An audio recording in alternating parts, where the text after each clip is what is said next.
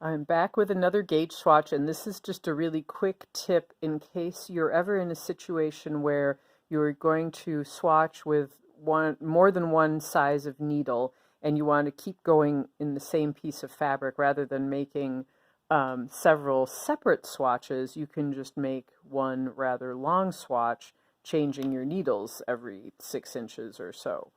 And the first step, which I've already done, is to knit a row on the purl side. So when I was on the purl side, I knit across, and that gives me the purl bumps on the right side of the fabric, of the stockinette fabric.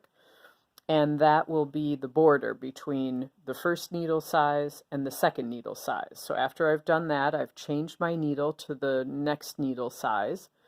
And the way I'm going to make a note of the needle size I'm using in the knitting itself is to put the US size in here with yarn overs. So let's say this is a US size 3. I'm going to place 3 yarn overs here. I'll do a first one and then knit 2 together. That will keep your stitch count the same if you knit 2 together after your yarn over. Do another yarn over, knit 2 together, yarn over, knit 2 together. And now I have 3 yarn overs, and that will tell me that when I was in this segment of the gauge swatch, I was on a US size 3.